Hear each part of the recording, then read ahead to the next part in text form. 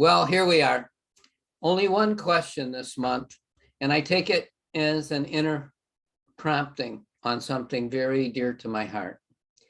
The question comes from Leela Bruner, and I'll read it to you before I break it down into segments.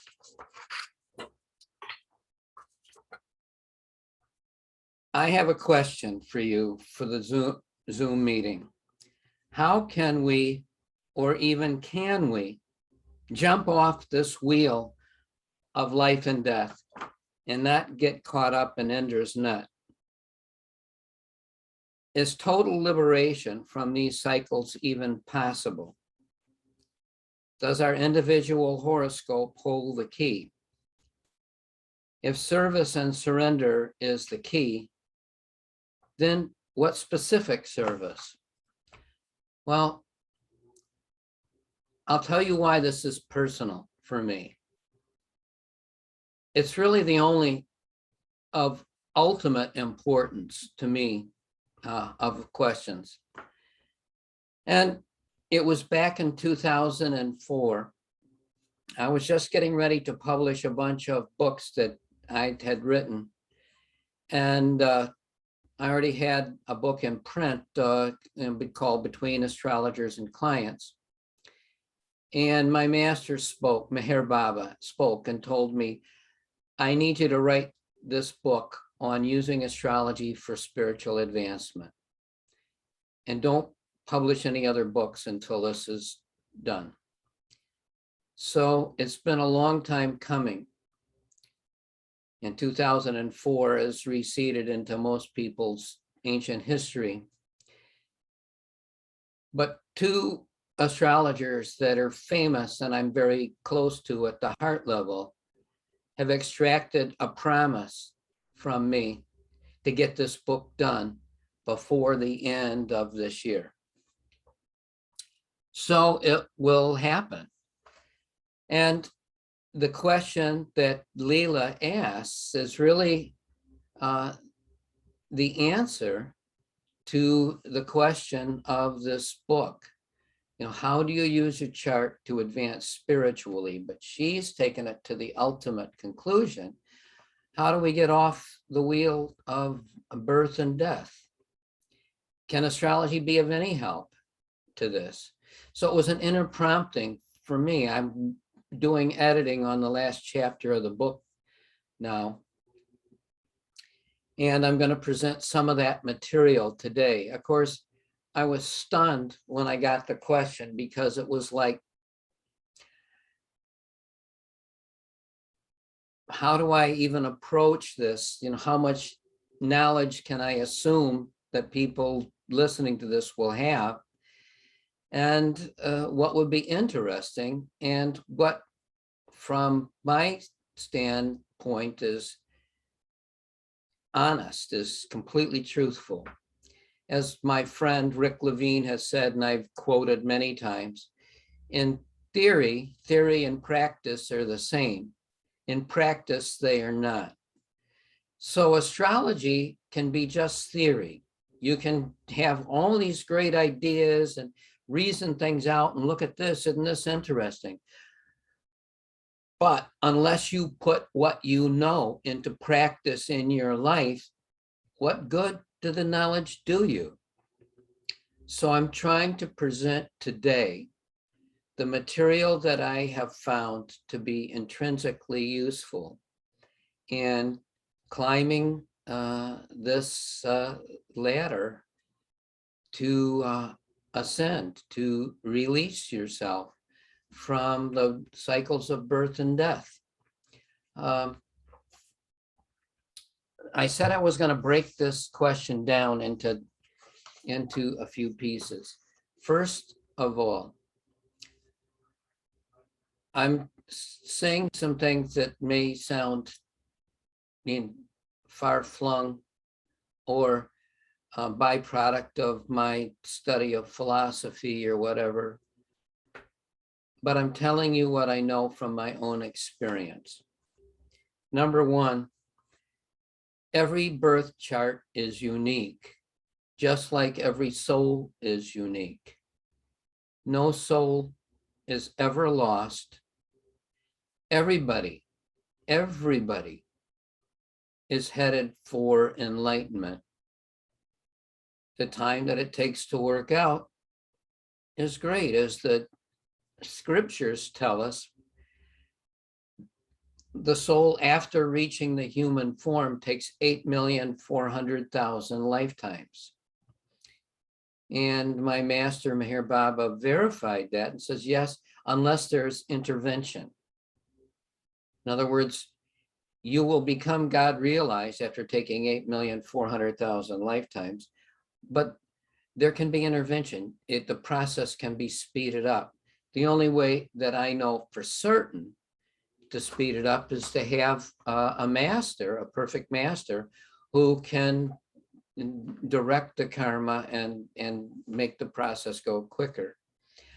But this is a hypothesis on my part, that it is possible, using the knowledge of astrology and your own higher intuition, to dramatically speed up this process. I'm going to show a bunch of charts in the presentation today. One of the charts that I'm going to show is a chart of Sri Aurobindo.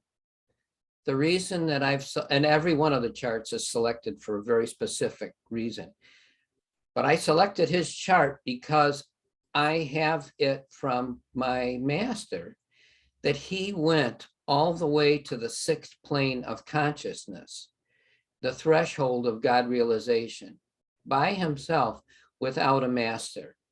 It's an extremely rare circumstance. But I wanted to show a chart that indicated how somebody, through what would you call self-initiative, self-will, the will to be conscious, could actually burst through all of the clouds. So the first part of Leela's question is here, I'm saying every soul is destined for enlightenment.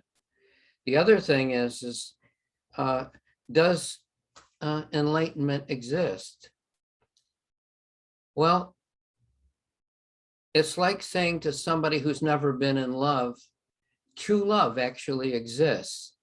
And they say, well, you know how men are, and you know how women are. That, you know, there is no such thing as real love. It's all, you know, some kind of an exchange and blah, blah, blah.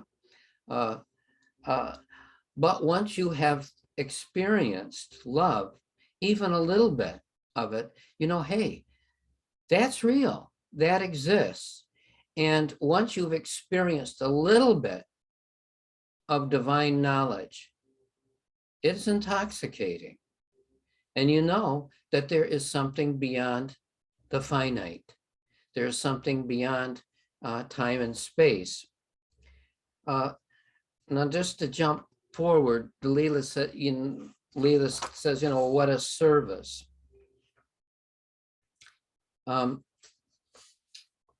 Well, the service that matters is selfless service. And what does it mean to act selflessly? I remember a group of friends of mine who were all followers of a famous saint in India, Kripal Singh, came to see me, and we were close, really close. They had just come back from having a big darshan meeting with Kripal Singh, and they said, somebody in the audience asked, you know, well, we have this diary and we're supposed to write in there, you know, different things on our diet and meditation. And there's this category of selfless service. Are we supposed to write in there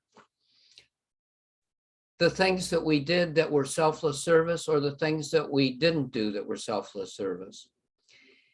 And Kripal Singh gave this long explanation of what selfless service is. And then somebody else in the audience says, yes, but what do we write in the diary here? And Kripal Singh almost verbatim gave this long discourse of what selfless service is. And everybody kind of scratched their head and says, well, the master has spoken, so we can't challenge it. And I burst out laughing when they were telling me this. And he says, why do you think this is funny? I says, how can you write down in your diary something that you did that was a selfless act? That's ridiculous. That's just, it's like, see what I did? This was selfless. How about that? If it was selfless, you didn't know you did it. It was genuinely selfless. When you are given an opportunity to serve others, you see that as a duty, as a responsibility, as something that you can do for somebody else. And if somebody else can step in and do it better, you don't hang on to it. This is mine. It's like, fine. It's like to be unattached, even to the act of rendering service. Leela asked about surrender. It prompted me to remember the first book I read coming to Meher Baba, and the day I came to him, as a matter of fact, was a book called The Everything and the Nothing. And there is a short discourse called Gifts of Love. And the first 3 lines of it go this way. Love is a gift from God to man. Obedience is a gift from master to man. Surrender is a gift from man to master. What does it mean to surrender? It means to give up. It means that you recognize in every moment, in all circumstances, that your master knows better than you do, and that you give to him that part of yourself that believes that you know better. It's something, Aurobindo had a disciple, a French woman that was called the Mother, who took over the ashram after, and she used to say over and over again, are you sure your surrender is complete? There's always some holdout in us. Now the question comes up, is it possible to obtain enlightenment, to get off the wheel of karma, to be beyond birth and death? And the answer is yes. Of course it is. But what does that mean for us, just because it is possible? When we start looking at the particular ingredients in our chart, everybody's chart is unique. Everybody's path to enlightenment is unique. The oneness of the Oversoul, the completeness of infinite God, contains everything, including the illusion where we are now. So everybody's experience is unique, but what we are experiencing at the moment of enlightenment is always the same. Now, what keeps bringing us back? Again, the answer in Meher Baba's discourses on page 337, to be precise, in the 7th discourse on reincarnation and karma. I'm going to read this because I think it's very profound. It's just a long sentence here. The power that keeps the individual soul bound to the wheel of life and death is its thirst for separate existence, which is a condition for a host of cravings connected with objects and experience of the world of duality.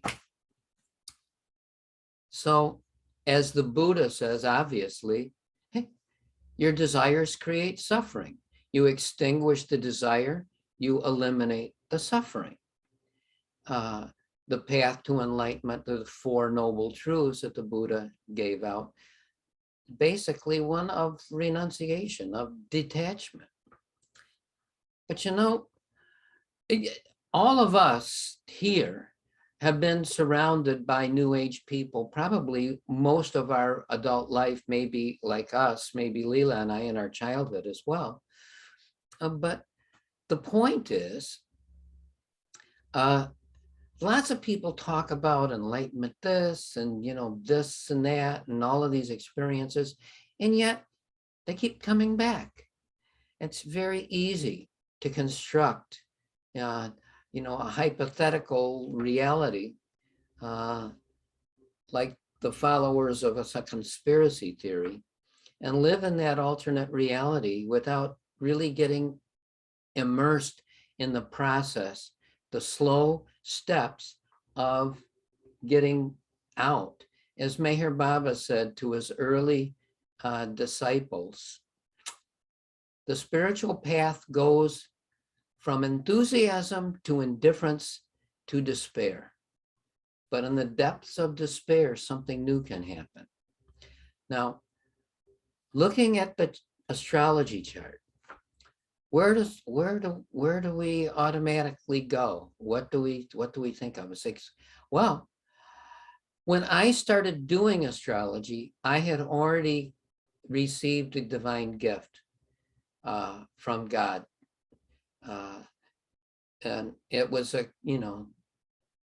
an extortion. I demanded it in order to stay in this incarnation. And I didn't get it until years later, and Meher Baba gave in his discourses 12 ways of realizing me. He said, if you are desperate to the point of committing suicide to see me, then you will see me, which is what happened in my life. I reached an end product. I wasn't an astrologer at the time, but coming out of that experience, which was so overwhelming, the experience of God in the first person, I had a hard time even grasping the idea that there was any substance at all to the illusion, to anything, that we would be here for any reason. So what happened? Baba gave me astrology to do. I started doing astrology. I was pretty good at it, or thought I was pretty good at it, and my clients liked me, and I continued, and I never even looked back. Mars is the planet of desire. And Mars, as the planet of desire, tells us where to start. If we're going to extinguish our desires, it means overcoming the limitation of Mars. Now, again, there's so much information here, but there is a triangle. And this is really important if you are serious about wanting to ever use astrology to advance in consciousness. You feel anger, you feel, energized, you feel on fire. All of that's Mars. You look outside and you see a forest fire raging. That's Mars. You see two people fighting. That's Mars. Well, Mars in your inner world and Mars in the external world. Okay. What created it? We can see all astrologers agree, there's these events, they're Martian, and there's this internal state that you can think of as lust, anger, greed, any number of things, your immune system, all of these Martian things. And let's be clear on this. You couldn't get out of bed in the morning if you didn't have Mars functioning, if you weren't pushed, if you didn't have muscles. Mars rules the muscles in your body. More on that later. But what creates Mars in you and what creates Mars in the external environment? It is the planet Mars. And I don't mean the symbolic representation of the 2-year rotation of the planet we call Mars around the sun. That's an external, psychopomp for Mars, the god of war, the god of energy. And when you meditate on Mars and you have that triangle going between the external environment, your internal environment, and the god Mars himself, you start strengthening your connection. Now, I want to back into another ingredient here. I think is extremely important. We have the external environment.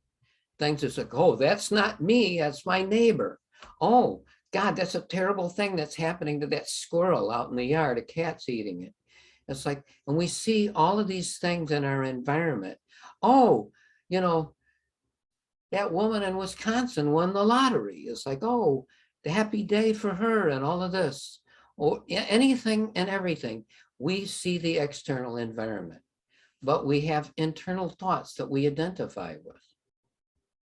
Well, the two relate to each other somehow. How do they relate to each other? Information comes to us through our physical body. That is the reason that the soul does not make spiritual progress except when it's in the physical form.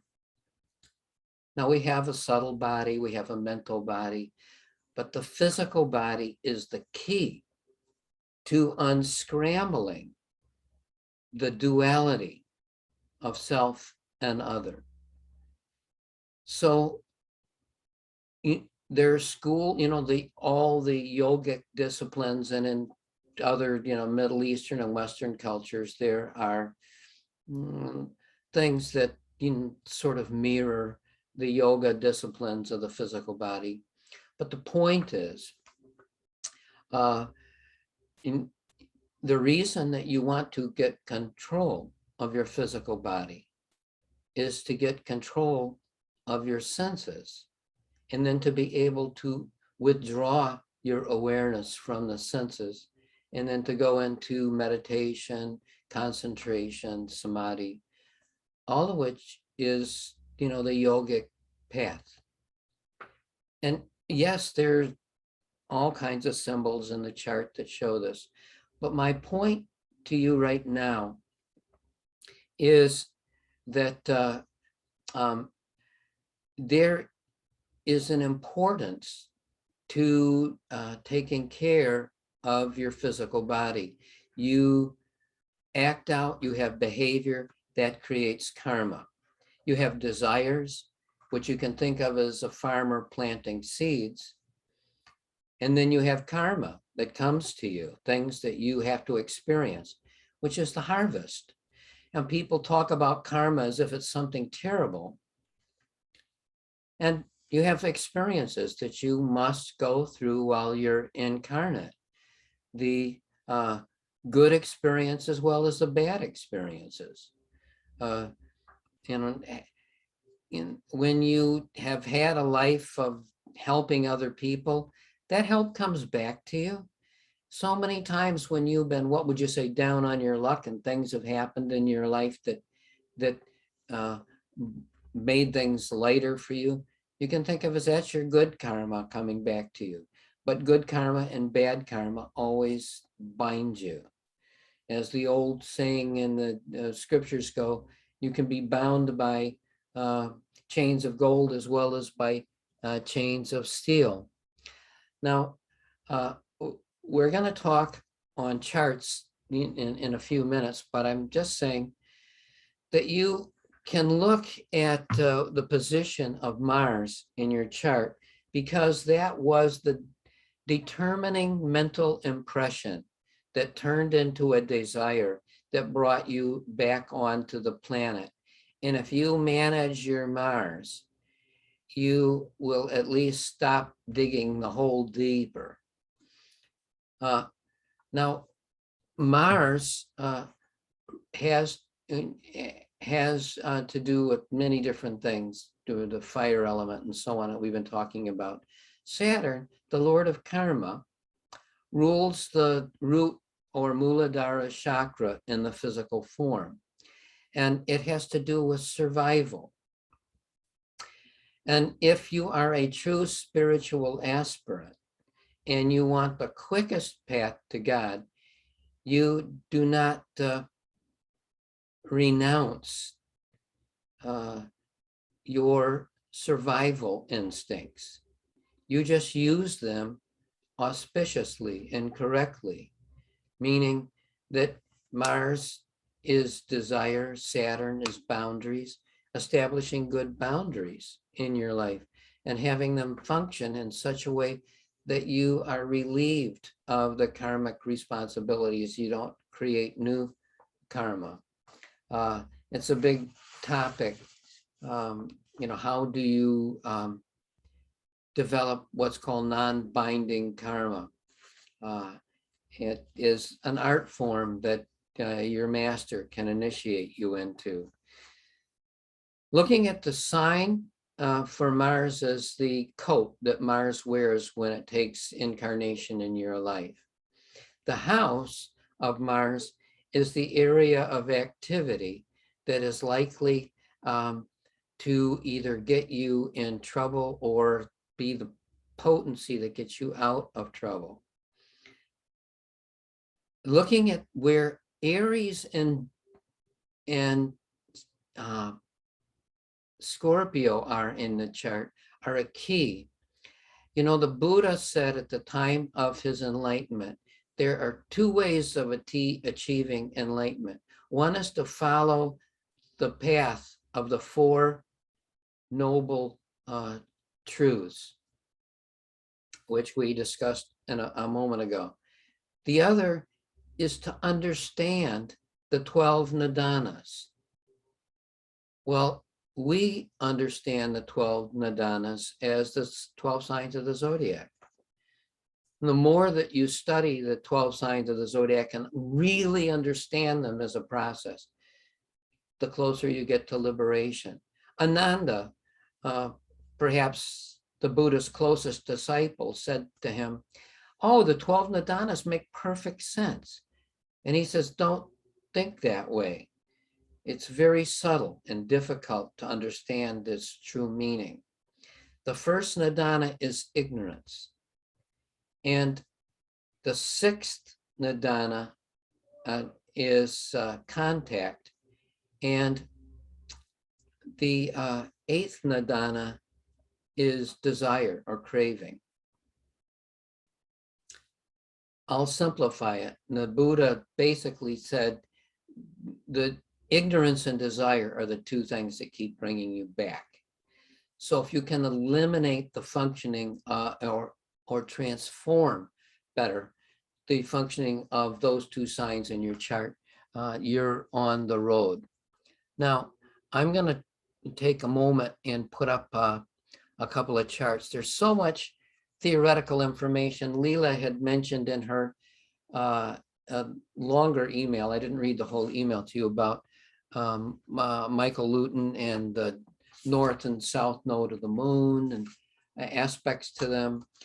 The north node of the moon, you can think of as your dharma for the lifetime.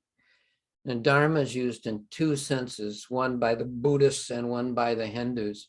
My meaning, when I use the word dharma, is your life pathway. As Krishna said to Arjuna on the battlefield when Arjuna saying, "I want to blow all this off and go be a wandering mendicant." And, Krishna basically says, "Hey, yeah, you could do that, but it's better to do your own dharma poorly than somebody else as well." And so we're given something to do in life. And even if we can't do it very well, we have to do it. Now, let me see if I can, I'm always a little bit technically challenged, but let me see what I can do here. Oh boy. Let me go back to the drawing board here. This is the beginning of the talk today. We have Jupiter rising in the chart. And I'm going to minimize this for just a minute.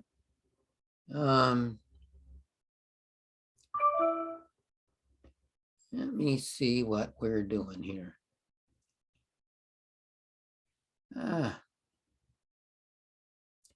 All righty. I'm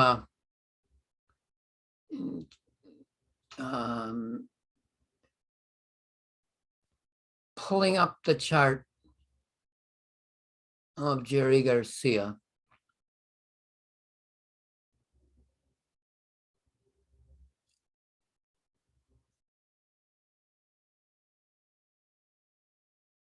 I hope I've got this shaped right. Let's see what we can do on the screen sharing here.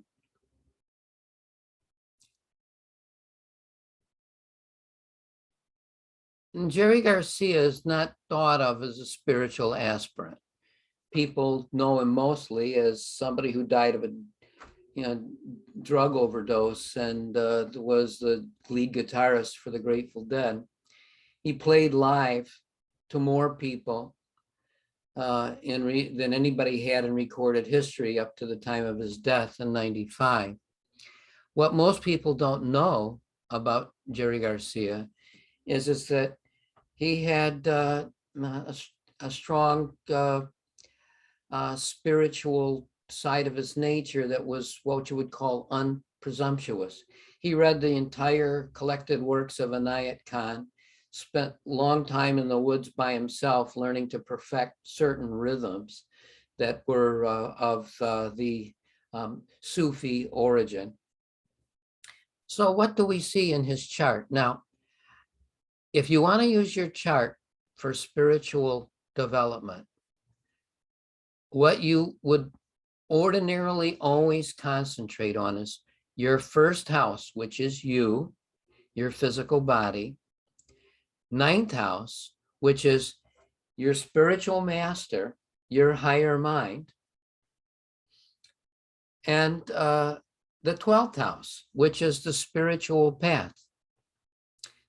Well, and Jerry Garcia was what you would call a Leo's Leo, sun in Leo in the 10th house.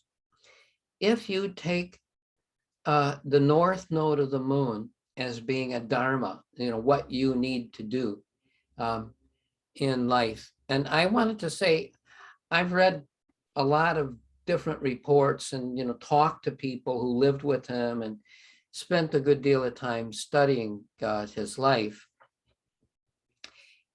He has Mars, the planet of energy, in Virgo, conjunct the north node of the moon.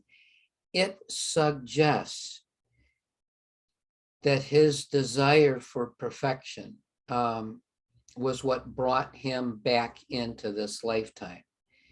What most people don't know is he spent 5 years playing the 5-string banjo, trying to perfect his technique before he played the guitar.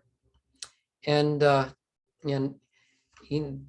sign Virgo, being where the north node of the moon is his dharma for the lifetime. Now, Mercury and Pluto conjunct the sun, of course, is tremendous compression, tremendous focus. Now, the 5th house is the house of the stage, performance. The 11th house is the house of the audience.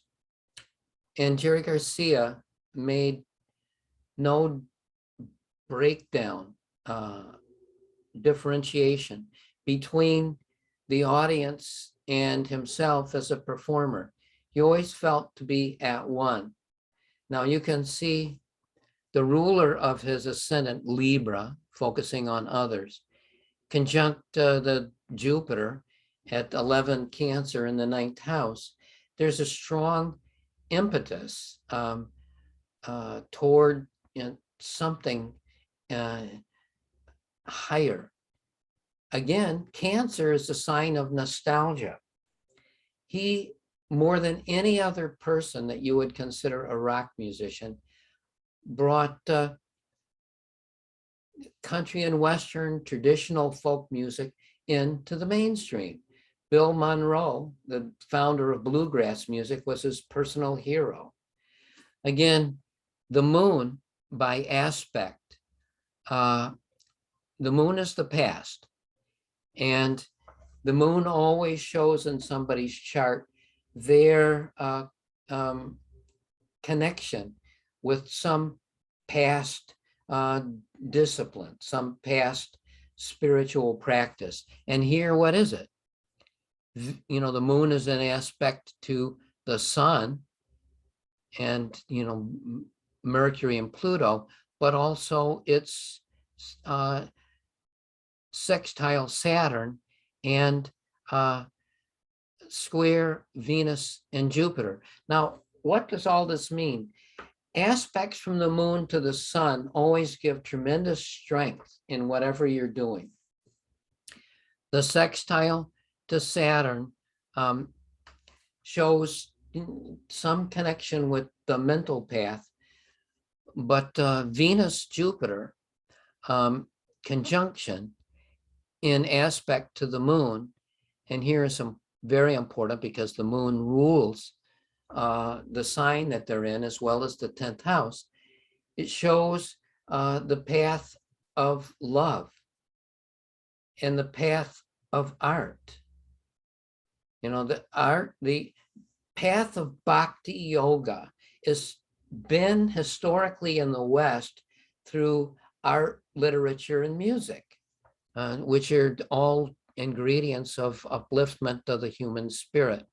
Anyway, just for those of you who really want to study this, his moon would be void, of course, if it wasn't for the fact that it was making the parallel to Neptune in the 12th house before it went into Taurus. So the moon has that last aspect as this hidden connection with Neptune and his spiritual path. You could say, well, maybe it was drugs. Well, he did have a drug addiction near the end. He was, of course, called Captain Trips because he, you know, was one of the popularizers of the LSD experience. And any of you who attended a Grateful Dead concert know that they were, you know, a very, very uplifting transcendent experience. But the point that I'm getting at here is that the 12th house is a spiritual path, and with Pluto conjunct the ruler of the 12th house in the 10th, you can say it was out front for people to see what he was doing, and his spiritual path was one of that would be, you know, basically in front of a large audience. By the way, the moon is the only planet below the horizon. Okay, any chart that I'm showing you, we could talk all day on them, but I wanted to just quickly show there's three paths, you know, that I've isolated that really matter using the planets, and one of them, and Jerry Garcia shows it, you just concentrate on the things that are positive. You know, people think that Jerry Garcia didn't play at the Altamont Speedway Festival because he was afraid of his life. It was the vibes. He just hated negative vibes. He wanted to get away from them. Anytime that there was and in one sense, he was childlike. He always embraced the positive. Anyway, and so we could talk more about that, but I'm going to right now share with you quickly the chart of Gandhi, because we talk about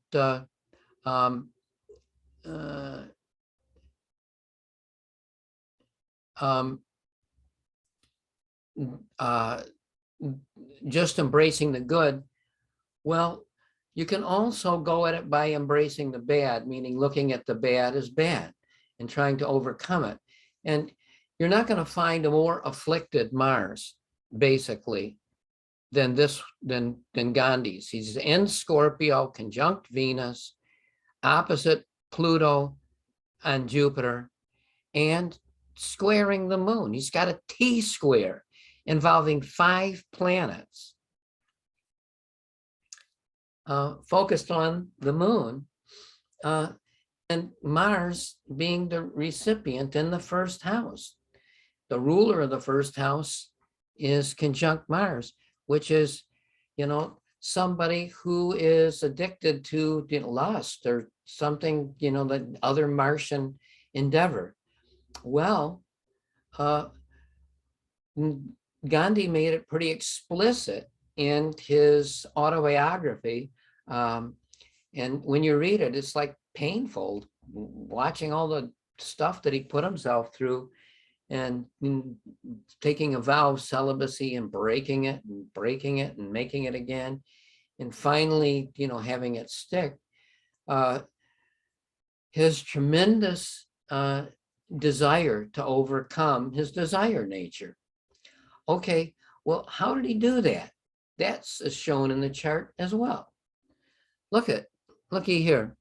The moon is trine. It's in a grand trine with Neptune, Saturn. Neptune, Saturn trine is it's an empty trine, meaning nothing between them. Saturn is, karma, form. Neptune is the ideal. It was his, and again, focusing on the moon, it relieves the pressure of this very difficult T-square. So what does this mean? He strives to overcome his lust, his lower desire, by channeling it into this ideal. Well, what was the ideal? It was around Indian independence, around achieving non-violently the freedom of the nation. And he's always thought of as the father of India. But the truth of the matter is, and it's a long discourse in another direction, but he's really the mother of India. The father of India was Nehru, who was a Thai karma yogi that worked hand in glove with Gandhi and became the first prime minister. Anyway, again, another chart that we could spend hours on, but moving right along, you can have focusing on the good or focusing on the bad, but there's another way too, and that is to forget the good and the bad and just focus on the goal. And so I want to take a chart here and show you focusing on the goal. Let me see if I can do this here. All right. Let's do this, huh? All right. Screen share.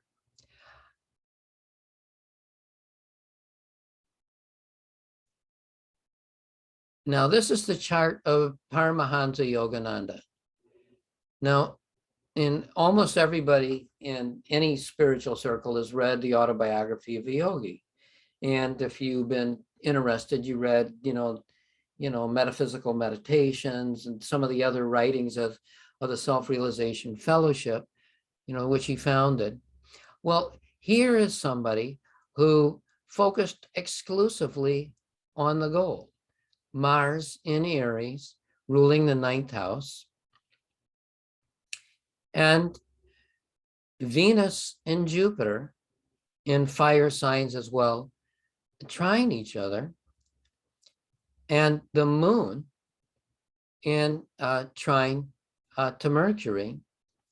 And you can think of Mercury and Jupiter and the moon as being a grand trine in fire. Well, what does this mean?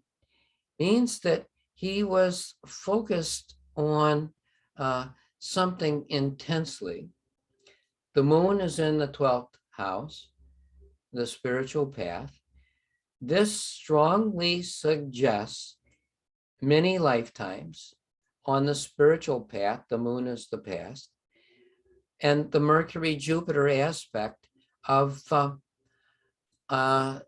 striving for a higher consciousness.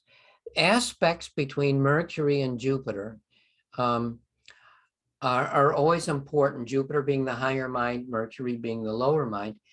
And the trine shows an ease. So what was he single-mindedly focused on? His master, Sri Yukteswar, his desire to please him, as in the intensity with Mars and Aries in the 8th house, was very potent.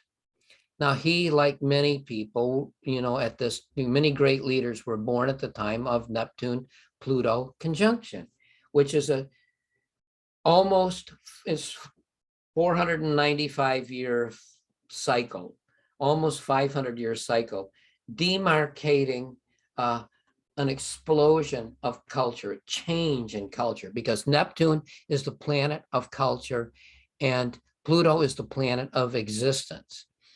Pluto is infinite power, Neptune is infinite bliss. So this is in his 10th house, showing in out front and in the public.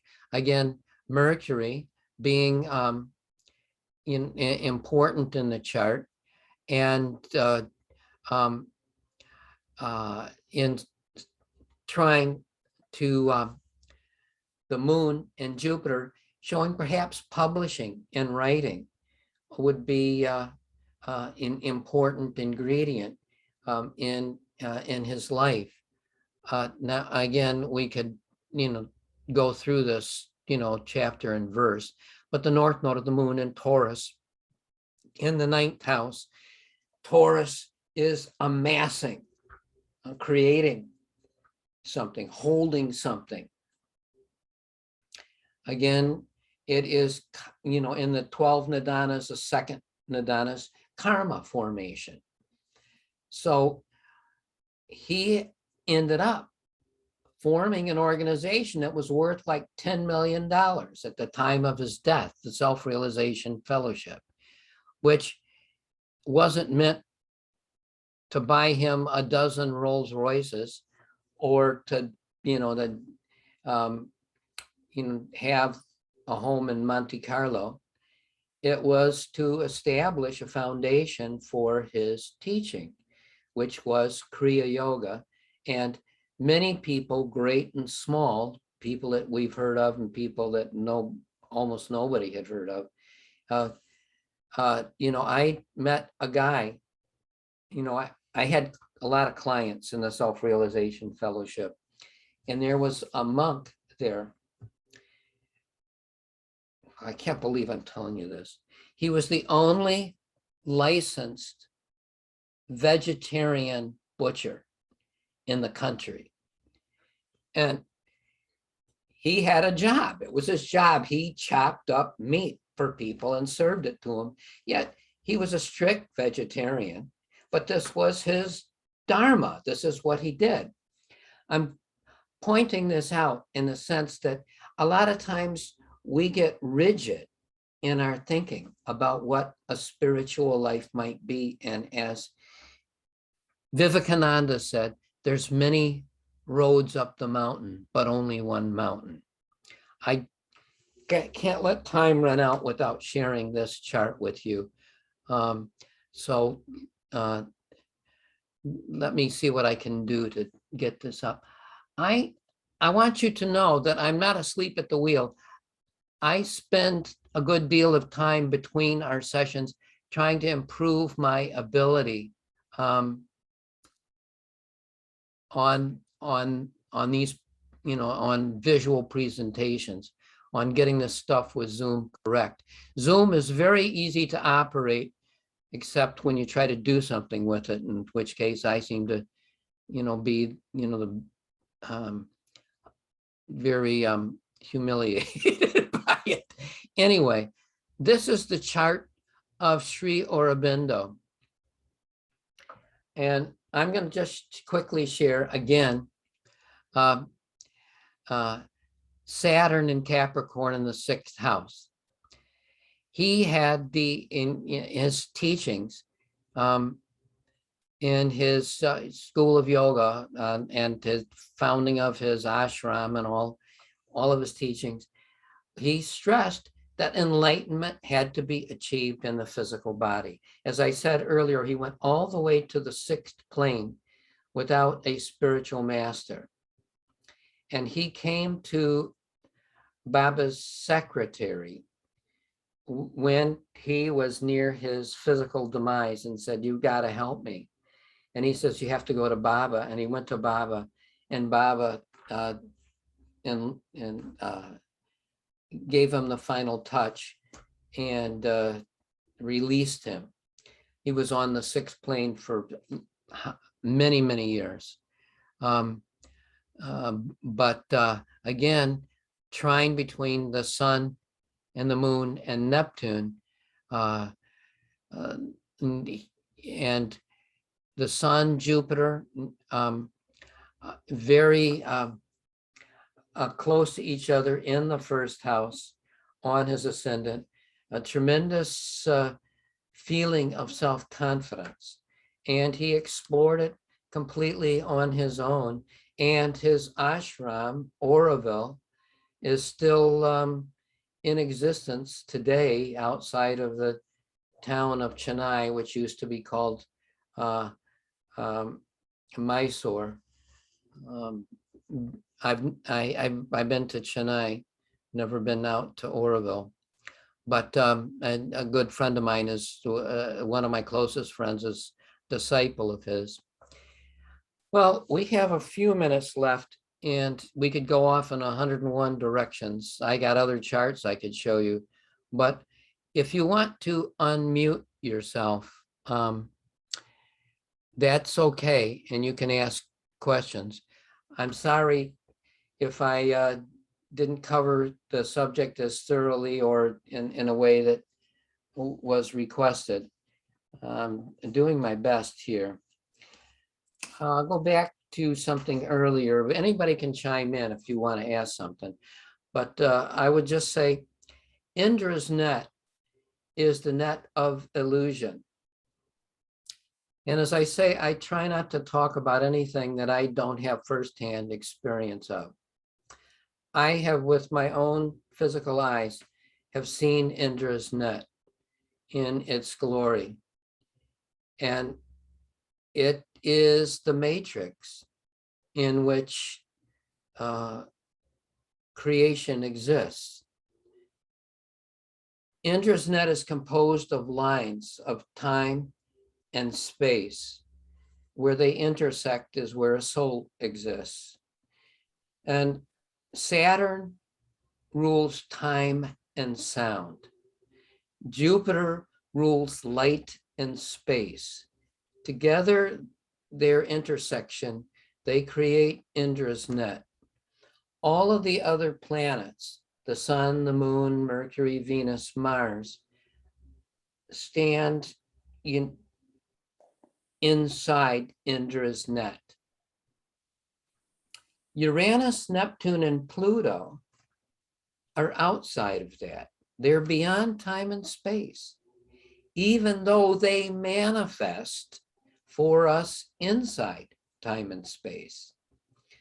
And they can be great allies.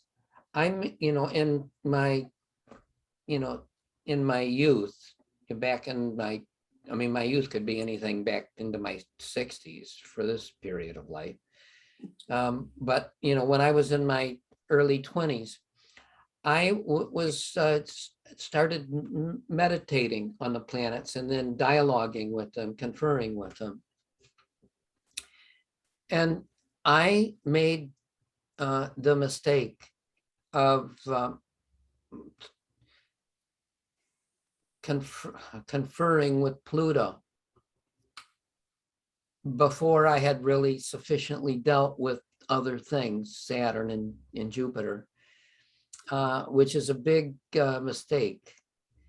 I was in meditation sitting on the floor and my head hit the ceiling. It was a miracle, it was Baba's grace. I didn't die at the time. But I'm saying all of us that come to the spiritual path think, we enter it with great enthusiasm. Yeah, we're going to do this and that and blah, blah, blah. And if you're like me, you're like my little dog, Teddy, who got so sick from overeating the other night. Food is good, but you eat too much and you get a stomach ache. You get an indigestion or trouble. And it's like that on the spiritual path. Overdose of spirituality is always giving an adverse effect. I want to read something to you if I can put my hand on it quick. Very, very touched by it.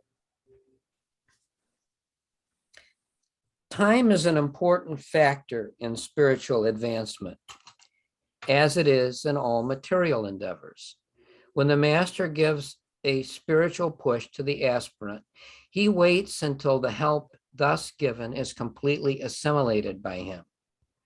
An overdose of spirituality always has an unhealthy reaction, particularly when it is inopportune. The master therefore carefully selects the moment when his intervention is assured of maximum results. And having intervened, he waits with infinite patience until the aspirant really needs further help. How many times have those of us that have a spiritual master have come to him and asked for something that wasn't in our best interest? And he had to postpone what we were asking for because he knew it wasn't in our best interest. Well, regardless, any of us can take a jump too far. Astrology's beauty is it's like a pile of jackstraws. If you remember that game when you were young, when you had a turn, your job was to be able to pick one stick off of the pile without moving anything else. That's like our mental impressions. That's like working out our karma. If we can take one step in the right direction without creating more chaos, that is beautiful. Many, many times clients have come to me and asked me, when is a good time to do X? And I've looked and think X is 10 years away. How do I tell this person they got to wait 10 years? I always preface it with, I could be wrong. I only know what I see here. And to try and help them as I would want to be helped, to come to what's the next step to take. Enlightenment for most of us is a distance off, but that doesn't mean that we can't take a step toward it. The big problem is our attachments. We want enlightenment, but we're attached to something in the material world or everything in the material world.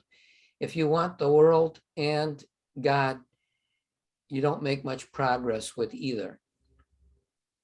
It's only when you start disburdening yourself, getting rid of your attachments, that your spirit lightens up. And then once you have achieved complete detachment, the goal is to establish right relationships with everybody else so that you don't disturb their progress, but can get on with your own. Anyway, that's all that I can tell you today. You can have comments or suggestions. Anyway, the good news is if you're interested in this, you can read about it in a handful of months because it'll be coming out. I'll be done by the end of the year, and then the manuscript will be published sometime soon. Anyway, thank you for your indulgence. It was nice of you to join me today. I hope the rest of your Sunday works out well and that the rest of your life is happy and joyful. Bye now. Jai Baba. Namaste. Namaste.